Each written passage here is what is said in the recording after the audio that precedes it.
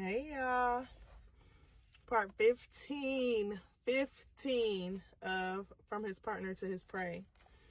So 2011, May 2011, is the last time that Tyler saw the kids. That was the last time the kids saw Tyler.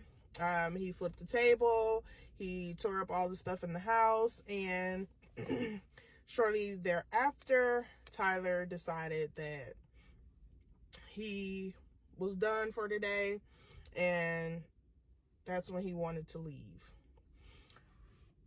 Tyler also told me that I owed him, I can't remember if I told y'all this, Tyler told me that I owed him a portion of the proceeds from the yard sale.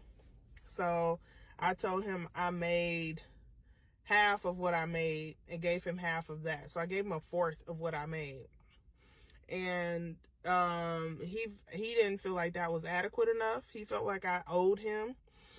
So when Tyler left that day, after he broke up all the stuff, basically had me with no communication.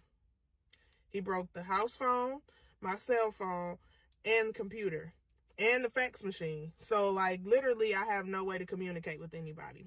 The only reason why I was able to still log on to social media was because there was the desktop that he did not destroy. That was the only thing that I had to communicate with anybody, was the desktop computer. So all I could do was post on Facebook. And at this time, I'm not trying to bash him or say anything or put my business out on Facebook or nothing like that. I was just posting just to post, just like, a regular post. And so I think I made a post that day, and then later on that night, I just had this eerie feeling, this weird feeling, and I heard a voice. And the voice kept telling me to get the knife. It kept telling me, get the knife, get the knife. You need to get the knife. You need to sleep with the knife. He's coming back. You got to protect yourself. Like, this is what this voice is telling me, and it's playing on a loop in my head. So it's constant, nonstop, telling me to get the knife, telling me to protect myself, telling me that I'm not safe. Like, it's constant, and it's audible. I can hear it. It's not like it's something that's just in here. It's in here. I can hear it. So, the voice didn't stop until I actually said stop. Like, stop. I can't. No. Then the voice stopped. I went to bed. I sleep nude. I went to bed, and like I said, I ignored that voice. And I tried to lay down and go to sleep.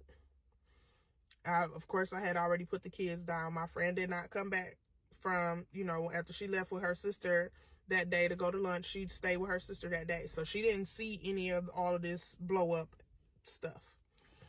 So, Tyler, like I said, he left. I had that voice in my head, and then I tried to go to sleep. As I was laying there trying to doze off, I heard the garage door open, and I jolted up. I jumped up. I grabbed the first thing in my drawer, which was a swimsuit cover-up dress, and threw it on. I knew I had to be on guard, basically. So I knew I had to stand and be ready to do whatever. Whatever was coming, I had to be ready. So I got up, threw my cover up on, and I stood there and watched TV. I stood in my room watching TV because I heard the garage, so I know Tyler's coming in. So I'm standing there watching TV, and Tyler walks in, and he's like, I want to talk about the divorce. And I'm like, for what? We don't need to talk about anything. We've said that we're done. We're not doing this. Like, it's over. What I don't understand what you need from me, right? And he was like, well, you're either going to talk to me about this divorce, or I'm gonna start tearing shit up. And I was like, whatever. And I guess that pissed Tyler off, because he proceeded to pull out a knife, like a pocket knife, like a Swiss Army knife, like something like that, and started cutting up my sorority jacket, my crossing jacket. He cut up my sorority bag. I bought me a bag when I crossed. He cut that up. While he was trying to cut that up, my purse was in that bag. So I'm trying to get my purse out of that bag, and he is trying to cut at it. So in the process of him trying to cut and me trying to grab, he nearly cuts my arm. He came close to cutting my arm because I'm trying to grab and he's trying to cut. So I didn't get cut. I didn't get hurt or injured or anything. I did get my purse out of the bag. He did destroy the bag. He went on to cut up a number of different things that I had there, and from my sorority stuff. He cut up all of that stuff, and he said the sorority was the devil, and he was just too outdone by the sorority being such a positive force in my life during this time. So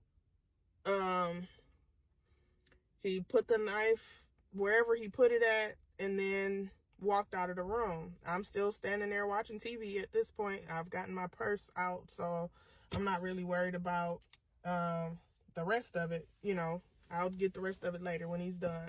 And so he walks out of the room and goes to the laundry area, which is off of the garage. Our bedroom was off the kitchen, and the hallway to the garage was where the laundry area was, which was like literally 2 feet outside the bedroom door. So sorry, I got a delivery. But he walked out of the bedroom and walked over to the laundry area, and I wasn't watching what Tyler was doing. I just knew that he, you know, was walking. And so when he walked out of the bedroom, when he walked back in, he said, "I probably bought this too." And after he said those words, he doused me with bleach. He literally took a bottle of bleach. Imagine this is a handle. And he threw it at me. So the bleach opening is much wider than this. It's more, you know, it's about half the size of this in here. And so when he did that, all the bleach, all that force just came straight out at me. And it was a full bottle of bleach. So all of that bleach went all over me, my floor, my bedroom, and my little Chewini. She saw that bleach and she nearly drank it. She got to she came out of her kennel when she saw him dump the bleach, and she went to it. I had to pick her up and grab her and take her to the other side of the house where the children were, so that she could be safe. So I grabbed the small dog, take her over to where the kids are. The big dog is locked up, and on my way to take the small dog to the kids, I walk out the front door because that's where their room is. Once I get out the front door, I go straight next door to the neighbor's house so that I can get help. While I'm in the neighbor's house, she calls the police, and that's where it really gets fun.